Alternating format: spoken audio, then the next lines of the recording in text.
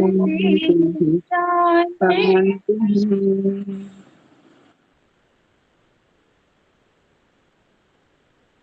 ओ,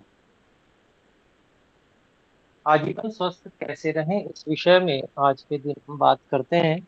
और हम कुछ रोगों पर चर्चा कर रहे हैं जिससे कि होने वाले जो रोग हैं उनके विषय में हमें पता चल सके, और हम स्वयं को, अपने परिवार को, आसपास के जो भी हमारे जानकारी के लोग हैं उनके लक्षणों को देखकर और रोग को पहचान कर उसकी शीघ्र चिकित्सा कर लें।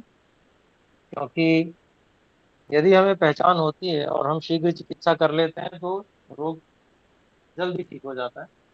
और यदि हम देरी करते हैं तो रोग ठीक होने में उतना ही अधिक समय लेता है और कभी कभी असाध्य भी हो जाता है। ये जानकारी बहुत सामान्य है जो अपने लोगों को होनी चाहिए। तो इस दृष्टि से इस रोगों के विषय पे हम चर्चा कर रहे हैं। इसमें हम उदर रोग के बारे में बात कर रहे थे। उदर रोग बड़ा व्यापक रोग है और आजकल तो बहुत ही अधिक लोगों में ये देखा जाता है, और जिसके कारण से बहुत सारी समस्याएं व्यक्तियों को होती हैं। और इस रोग के कारण जो न्यूनता शरीर में आती है उससे और बहुत सारे रोग हो जाते हैं। तो इसमें हमने बात की थी कि बहुत सारे योग जो थे, शिलाजित शिलाजित गुग्गुल, ऐसे 1000 हरित की रसायन का प्रयोग इत्यादि। इसके अलावा दूध में बराबर की मात्रा में अदरक का रस मिलाकर पिलाना, जटिल तेल को 10 गुने अदरक के रस से सिद्ध करके फिर रोगी उसको पिए। तो इस प्रकार के कुछ योग थे जो कि बाकी दोषों की निवृत्ति के लिए बताए गए थे। अर्थात पहले संशोधन के लिए योग बताए गए थे जिनसे विरेचन आदि करके दोषों को कम कर दिया जाता है। और फिर उसके बाद में बचे हुए दोषों की निवृत्ति, जो भी बच जाता है उसको किस तरह से करना है उसका, उसके विषय में भी बहुत अच्छी प्रकार से बताया गया था। उसमें भैंस के मूत्र आदि का भी प्रयोग था। मूत्र और दूध, भैंस का दूध और भैंस का मूत्र दोनों को मिला के, तो वो भी एक जो योग था जो अभी क्योंकि भैंस आजकल बहुत अधिक प्रचलित है, हम जहाँ भी देखते हैं तो भैंसे ही अधिक पाले हुए हैं लोग। तो इसलिए वो भी योग पिछली कक्षा में हमने बात की थी। आज हम और भी कुछ योगों के विषय में बात करेंगे जो कि अवशिष्ट, जो बचे हुए दोषों की निवृत्ति के लिए महर्षि पुनर्वसु आत्रेय जी ने बताए। तो इसमें एक दंती बीज, या जो बड़ी दंती है उसके बीज का तेल, जब दूष्योदर होता है, शूल, अनाह, विबंध, मलबंध, ये सब होते हैं, तो इन जो दंती के बीजों को या उन दंती के बीज के, बड़ी दंती के बीज के तेल को दही के पानी, उसको मस्तु बोलते हैं, दही के पानी या मूंग के यूष के अनुपान के साथ में पिलाया जाता है। और इसमें मात्रा जो है वो लगभग आधा बूंद या 1 बूंद दंती के तेल की दी जाती है। तो इससे भी दोष का नाश होता है। इसके अलावा अगर वातोदर होता है तो वातोदर में तो पीड़ा भी होती है, तो अभ्यंग के लिए अर्थात मालिश के लिए और पीने के लिए तेलों का प्रयोग बताया गया है। तो उसमें चीड़ का तेल है, देवदारू, सहीजन, मूली, इनके बीजों का तेल प्रयोग किया जाता है। 4 औषधियां हैं, चीड़, देवदारू, सहीजन और मूली। इनके बीजों का तेल निकाला जाता है और उसका प्रयोग किया जाता है। ये तेल जो है शूलनाशक है, भयंकर शूल को भी नष्ट करने में ये समर्थ हैं। और इन तेलों की जो पीने की मात्रा है वो 10 से 30 बूंद तक दी जाती है। और चीड़ और देवदारू है, इनका जो गोंद होता है उससे तेल को निकालते हैं। तो उसकी मात्रा जो है वो फिर 2 से 10 बूंद तक कही गई है। अर्थात जो उसके गोंद से निकाला हुआ तेल है वो ज्यादा अधिक प्रभावी होता है और कम मात्रा में ही काम चल जाता है। फिर ये तो हो गई बात वातोदर में जो भयंकर पीड़ा है उसको शांत करने के लिए। तो देखिए सारे उपाय ऋषियों ने बता रखे हैं। इसके अलावा जब कफोदर होता है, अर्थात बहुत गाढ़ा कफ होता है, कठिन हो जाता है कफ, तो दोष की परीक्षा करके जिसमें स्तिमिता है, स्तिमितता, अरुचि है, उत्क्लेश हो रहा है, अग्नि मांदे है, तो ऐसी स्थिति में कफ को विलीन करने के लिए जिनको अल्कोहल का कुछ थोड़ा अभ्यास है उनको अरिष्टों का प्रयोग कराया जाता है और क्षारों का भी प्रयोग कराया जाता है। क्योंकि जो अरिष्ट होते हैं और ये क्षार होते हैं विशेष रूप से कफ का नाश करने वाले होते हैं, तीक्ष्ण होते हैं इसके कारण से। फिर इसमें कौन कौन से क्षारों की बात है वो कुछ योग बताए गए हैं, जैसे पिप्पल आदि क्षार है। तो पिप्पली है, तिलवक की छाल, हींग, सौंठ, गजपिप्पली, भिलावा, सहजन की फली, हरड़, बहेड़ा, आंवला, कटकुई, देवदारू, हल्दी, दारू हल्दी, चीड़, अतीस, बच, कूठ, मोथा और पांचों नमक। तो ये लगभग 24 औषधियां हो गई। इनको एकत्र करके दही, घी इत्यादि, ये जो इस प्रकार की चिकनी चीजें हैं, इनसे युक्त करके उनको जलाया जाता है। इन सब चीजों को मिलाकर और जलाते हैं।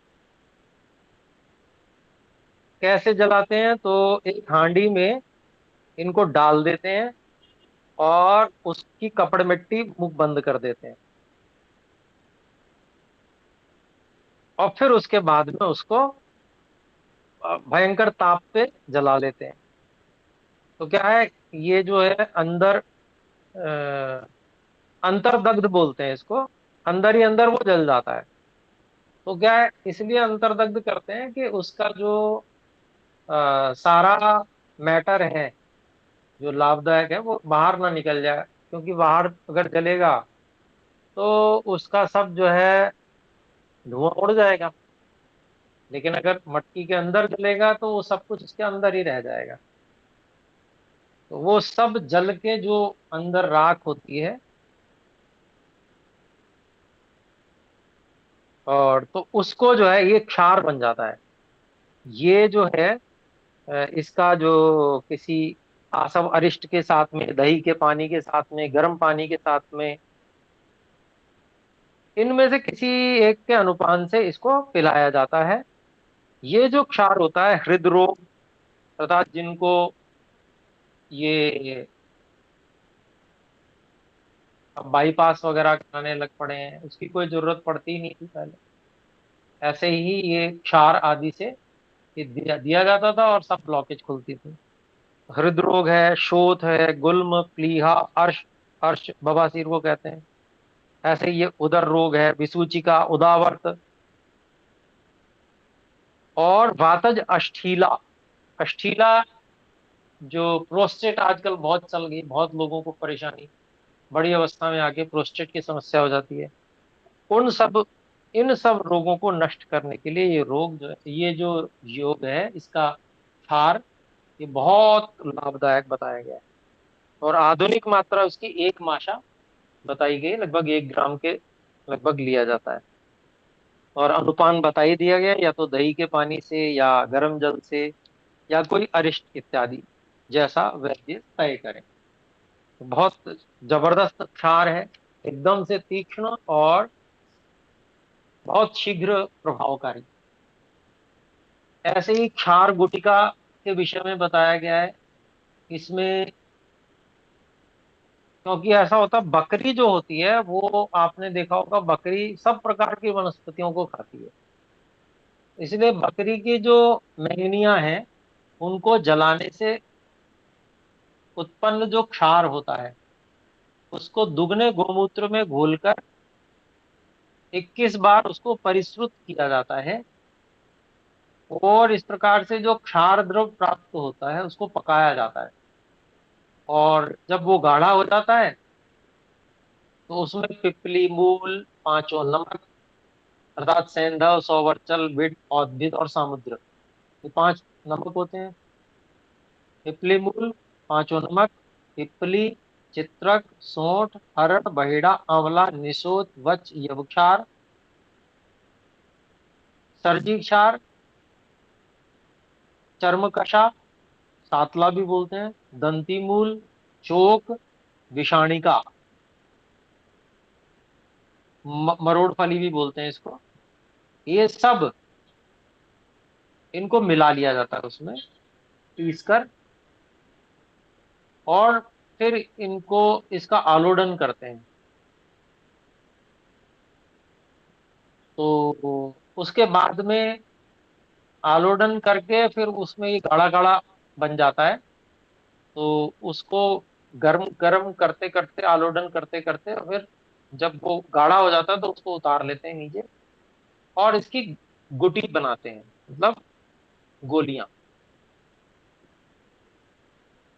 और इसको जो है, जौ और गेहूं की जो कांजी होती है, जौ या तो गेहूं, जौ की कांजी बहुत अच्छी रहती है, तो उसकी कांजी से के अनुपान के साथ में इन गोलियों को दिया जाता है। तो ये क्षार गुटिका है, क्षार बटिका भी कहते हैं। ये भी उसी प्रकार से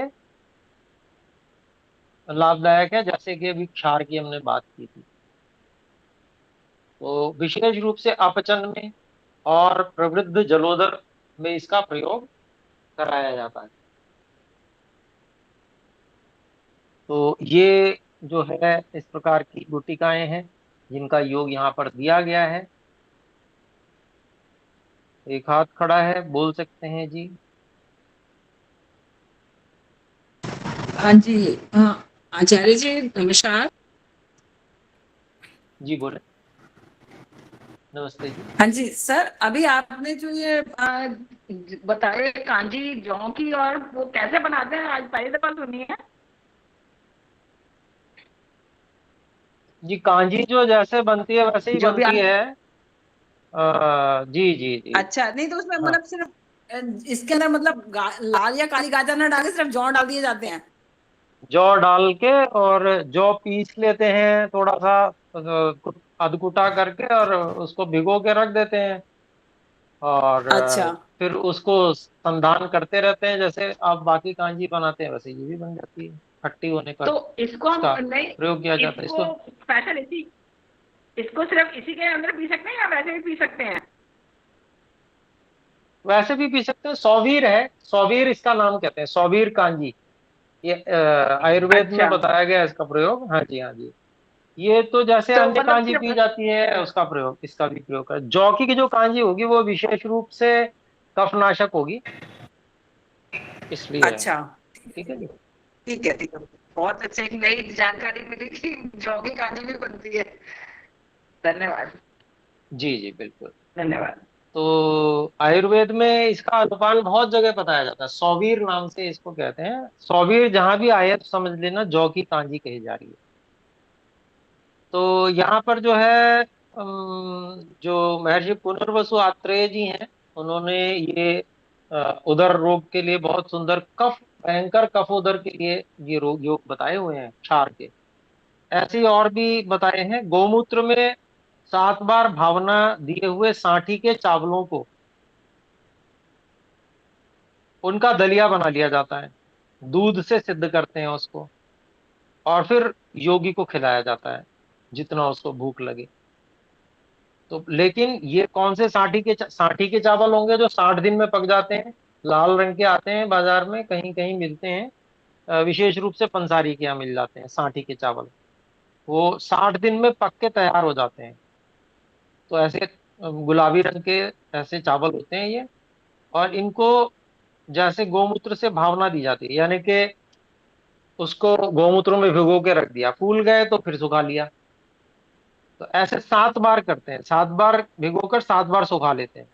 अब ये जो अपने चावल बने, ये आ गए चावल। अब इनको दूध के साथ में, गौ गाय के दूध के साथ में, और फिर इनको पकाया जाता है, जैसे दलिया बनाते हैं उस तरह से। और फिर इनको, जो भरपेट अर्थात जो रोगी हो उसको जितना वो खा सकता है, जितना उसको हजम होता है, उसको खिलाने के बाद, उसके बाद में गन्ने का रस पिलाया जाता है, ईख का रस। तो इससे उदर निवृत्त हो जाते हैं, और वात पित्त कफ सभी अपने अपने स्थान पर चले जाते हैं। बहुत जबरदस्त योग ये भी बताया गया है। और सरल योग है, मतलब ये इतना कठिन नहीं है, क्योंकि देखिए इतने सारे को इकट्ठा करना, क्षार बनाना, फिर गुटिका बनाना, तो बहुत कठिन कार्य है। वैद्य तो कर सकते हैं, है ना जी, लेकिन ये कार्य जो ये है ये भी सरल है। तो गौमूत्र की भावना देकर 60 चावलों को 60 भावनाएं देना कोई इतना कठिन कार्य नहीं है, घर पे आसानी से किया जा सकता है। और फिर उसको गाय के दूध के साथ पकाकर, और उसका दलिया जैसा बनाकर, और फिर जो है उसको खाने के बाद में, जो ईख का रस वो आसानी से उपलब्ध हो जाता है, शुद्ध साफ उसको बनवा लें और उसको उसके बाद ईख का रस पिला दें। तो ये जो है बहुत अच्छा योग है। इससे भी वात पित्त कफ जो है अपने अपने स्थान पर चले जाते हैं, जो उदर में आश्रित होकर बहुत भयंकर समस्याएं उत्पन्न कर रहे होते हैं, वो इस प्रकार से हो जाते हैं। ऐसे ही और भी बताया गया है कि जैसे कोई उदर रोगी है, उसका पुरुष बहुत कठिन हो गया है, मल बहुत कठोर, तो ऐसी स्थिति में एक औषध है, यवतिकता कहते हैं, शंखिनी और सेहुंड, निसोत, दंती, करंज, इनके पत्तों के साग बना लेते हैं। इन पत्तों का साग बनाया जाता है, जितने मिल जाए। जो नहीं मिले तो कोई बात नहीं, जितने मिल जाए उनका साग बनाया जाता है, और वो साग को भोजन से पहले खाने के लिए दिया जाता है। तो इसका जो मलबद्धता है, कठोर हो गया है, वो भी ठीक हो जाएगा, और उदर के रोग में भी लाभ होगा। ऐसे ही इसी प्रकार का कोई रोगी जो है, जब उसका पुरुष दोष शिथिल हो गया, तो मतलब पुरुष अब कठोर नहीं रहा, पहले तो कठोर था, तो कठोरता दूर करने के लिए ये योग करा दिया। उसके बाद में बाकी दोष बचे हुए, अगर दोष को हरण करना है, तो गौमूत्र युक्त गौदुग्ध, इसका प्रयोग कराया जाता है। अर्थात खाली दूध नहीं, गोमूत्र मिलाकर दूध पिलाया जाएगा। तो गोमूत्र में भी विशेष क्षार होते हैं और बहुत विशेष गुण होते हैं। तो और दूध में तो होते ही हैं गुण, लेकिन दूध के जो अग्नि वृद्धि का गुण है वो विशेष लिया जाता है वहां से, क्योंकि दूध अग्निवर्धक होता है, शीतल भी है लेकिन अग्निवर्धक भी है। तो वो गुण और साथ में क्षार उसमें मिला देते हैं, जो ये गोमूत्र है। तो वो कफ की निवृत्ति कर देता है। दूध से जो कफ बढ़ सकता है वो भी नहीं बढ़ता, शीतलता समाप्त हो जाती है। साथ में जो दूध से अग्नि की वृद्धि होती है, जठराग्नि की वृद्धि होती है, वो काम करता है। तो कितना सुंदर योग है और सरल योग है। जिस उदर रोगी को वायु की समस्या अधिक हो, पीठ में बहुत दर्द हो, अकड़न होती हो, हृदय में जैसे जकड़ लिया हो, जकड़न जैसी वेदना होती हो, तो ऐसे रोगी के लिए बिल्व क्षार से साधित तेल को पिलाने का विधान है। उसमें क्या किया जाता है, बेल का जो वृक्ष होता है उसकी जो त्वचा है उसको जला लेते हैं, और उससे क्षार बनता है। उस क्षार से तेल को, तिल के तेल को सिद्ध किया जाता है। 3 मासे की मात्रा ये दी जाती है। और इससे जो है, ये इस प्रकार के जो वात की समस्या वाला, जो भयंकर पीड़ा इत्यादि होती हैं, और उधर रोगी होता है जो, उसके लिए बहुत लाभदायक बताया है। वो ठीक हो जाता है इससे। तो क्षार बनाने की जो विधि है वो तो विधिवत किया जाएगा, लेकिन वो जो क्षार बन के तैयार हो जाए, फिर उससे तिल के तेल को सिद्ध किया जाता है। ऐसे ही एक योग और बताया गया है, इसमें अरणी होती है, अग्निमंथ कहते हैं। ये वो लकड़ी है जिसको घिस के अग्नि उत्पन्न की जाती है। ऐसे ही अरलू है। ऐसे ही ढाक पलाश कहते हैं जिसको, टेसू भी बोलते हैं। और तिलों के नाल, बला, कदली, केला अर्थात अपामार्ग, इन सब के क्षार लिए जाते हैं, और उनको परिश्रुत करके और क्षार जलों को तेल पाक करने में प्रयोग किया जाता है। और फिर ऐसा तेल पाक करके, सिद्ध करके यथाविधि, ये जो तेल है वो उदरों की शांति के लिए प्रयोग कराए जाते हैं। तो ये वातज हृदय ग्रह भी शांत हो जाता है, इतना जबरदस्त तेल ये है। तो वही मात्रा मात्रा लगभग वही 1 से 3 मासा कराई जाती है। इसके अलावा वात व पित्त द्वारा कफ के आवृत्त होने पर, कफ ढक जाता है वात और पित्त से, और वो काबू में नहीं आता। तो ऐसा जो कफ होता है वो बहुत भयंकर रूप से व्यक्ति को व्यथा उत्पन्न करता है। ऐसे ही जब पित्त या कफ के द्वारा वात आच्छादित हो जाए, ऐसी दोनों स्थितियों में जो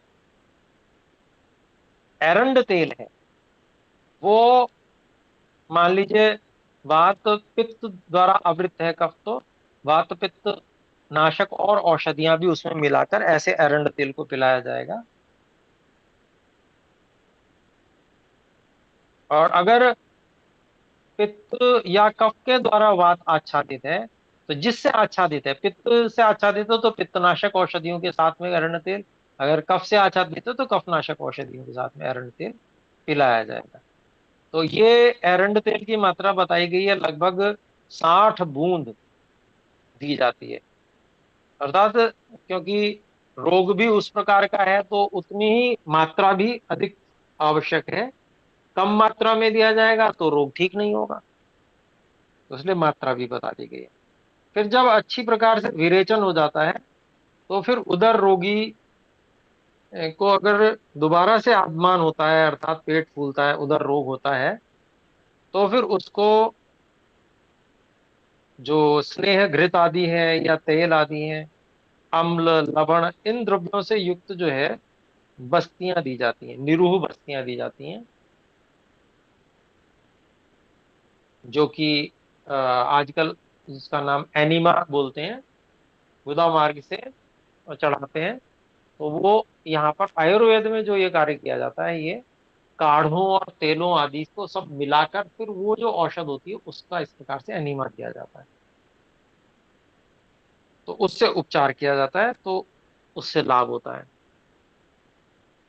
इसके अलावा अगर वायु विष्टंभ करता है और पेट फूलता है, आध्वान होता है, तो जो तीक्ष्णवीर द्रव्य है, क्षार, गोमूत्र, इनकी बस्तियों से भी उपचार किया जाता है। तो जैसा उस समय वैद्य हो, वो वैद्य, क्योंकि बस्तियां सामान्य व्यक्ति अपने आप करने में बहुत कठिनाई होती है, वैद्यों की सहायता लेनी ही पड़ेगी इसमें।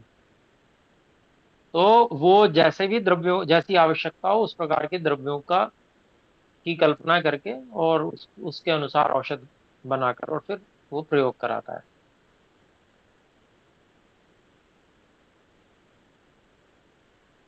फिर इसके बाद में एक बात और बताई कि अगर उधर अन्य सभी चिकित्साओं को लांघ जाए, अर्थात किसी भी प्रकार से ठीक ना हो, तो फिर त्रिदोषज उदर शांत अगर नहीं होता है,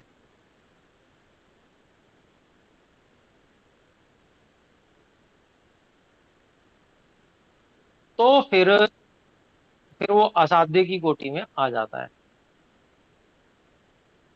तो फिर उसको अपना जो भी पुण्य कर्म है अपना वो व्यक्ति करे, जितना कर सकता है, और जो भी कष्ट हैं वो उनको यथा संभव कष्टों का निवारण करने का प्रयास किया जाता है, लेकिन फिर उसके बाद में जो है जीवन शेष नहीं रह पाता।